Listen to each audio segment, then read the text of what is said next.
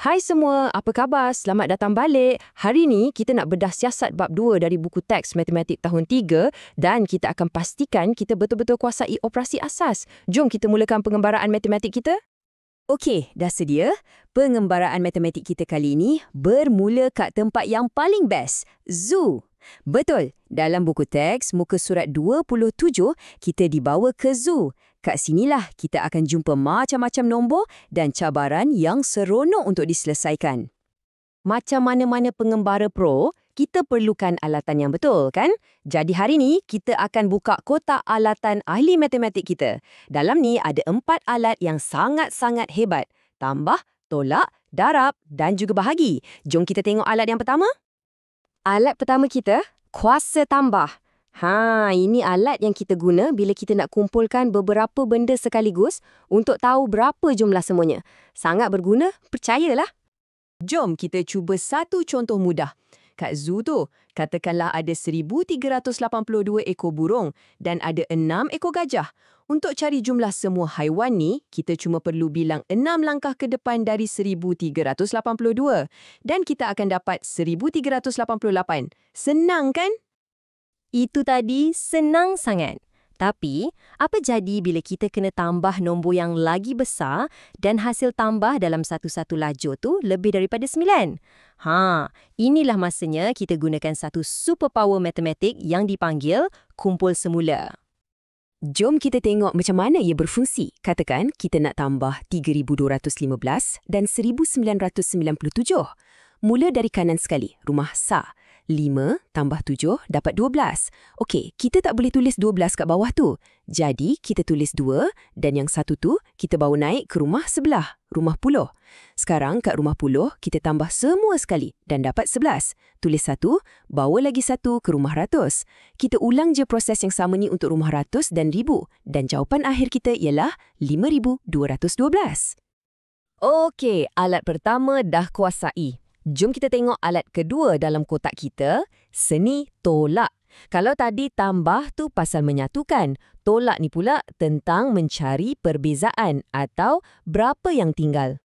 Sebenarnya kan, tambah dengan tolak ni macam adik-beradik tau, atau macam dua belah shilling yang sama. Mereka ni operasi songsang, satu menggabungkan, satu lagi memisahkan. Bila kita faham hubungan ni, lagi senang kita nak selesaikan macam-macam masalah. Tapi tolak ni kadang-kadang ada trik sikit. Apa kita nak buat kalau nombor kat atas tu lagi kecil daripada nombor kat bawah? Contohnya, macam mana kita nak tolak 9 daripada 8? Boleh ke? Jangan panik. Inilah gunanya teknik kumpul semula atau yang kita selalu sebut pinjam. Kita mula dari Sa. 3 tolak 0. Dapat 3. Senang. Kat Puluh, 8 tak cukup nak tolak 9. Jadi, kita ketuk pintu rumah sebelah, rumah ratus, dan pinjam 1. Jadi, 8 tu dah jadi 18. 18 tolak 9, dapat 9. Kita ulang proses pinjam ni kat rumah ratus pula. Dan akhirnya, kita dapat jawapan 493. Teknik ni memang sangat-sangat penting. Seterusnya, bersedia untuk satu keajaiban. Kita panggil ni keajaiban darab.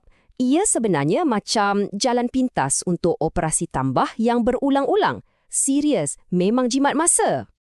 Cuba bayangkan, awak ada 3 kotak limau dan setiap satu ada 12 biji. Kalau nak kira semua, awak boleh buat 12 tambah 12 tambah 12. Boleh, tapi lambat sikit.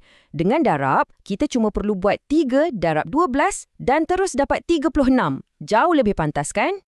Dan macam tambah tadi, darab pun ada teknik kumpul semula. Jom kita tengok 15 darab 3. Mula-mula, 3 darab 5 ialah 15. Kita tulis 5 kat bawah, 1 tu kita bawa naik ke rumah Puluh. Kemudian, 3 darab 1 ialah 3. Tapi jangan lupa, kita kena tambah balik 1 yang kita bawa tadi tu. Jadi, 3 tambah 1 jadi 4. Jawapannya, 45. Okey, alat yang terakhir dalam kotak kita hari ni, bahagi. Operasi ni bantu kita bongkar macam-macam rahsia dengan cara mengagihkan sesuatu secara sama rata. Falsafah utama bahagi ni senang je. Pengkongsian yang adil. Contohnya, kalau kita ada 96 bungkus dodol dan nak kongsikan sama rata ke dalam 4 bekas, kita guna bahagi. 96 bahagi 4, setiap bekas akan dapat 24 bungkus. Adil dan saksama. Tapi, dalam dunia sebenar, tak semua benda boleh dikongsi dengan sempurna kan? Kadang-kadang, lepas kita dah agih sama rata, ada lebihan pula. Apa yang kita panggil lebihan ni ya? Lebihan inilah yang kita panggil baki. Contohnya, kalau kita ada 29 batang kapur untuk dikongsi antara 3 bekas, setiap bekas akan dapat 9 batang. Tapi akan ada 2 batang kapur yang tertinggal. Inilah bakinya. Ayat matematiknya, 29 bahagi 3 sama dengan 9 baki 2. Wow, hebat! Kita dah pun kuasai keempat-empat alatan. Sekarang, tibalah masanya untuk kita gabungkan semua kemahiran ni dan jadi pakar penyelesai masalah. Kita akan guna semua yang kita dah belajar untuk selesaikan masalah dalam dunia sebenar. Tapi sebelum tu, kita kena kenal dengan satu watak misteri dalam matematik, nama dia Anu. Anu ni macam unknown variable dalam cerita detektif. Dialah nombor misteri yang kita tak tahu nilainya. Tugas kita jadi detektif dan cari nilai si Anu ni. Baiklah, jom kita jadi detektif matematik sekarang. Ini kes kita.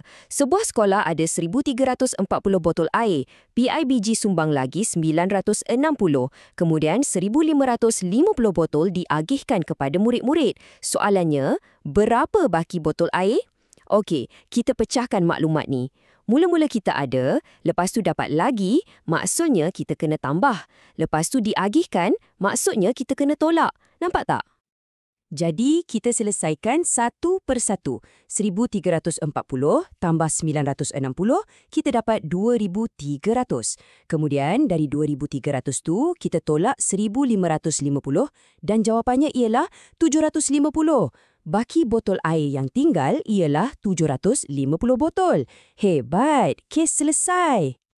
Dan ini membawa kita kepada satu idea yang sangat penting.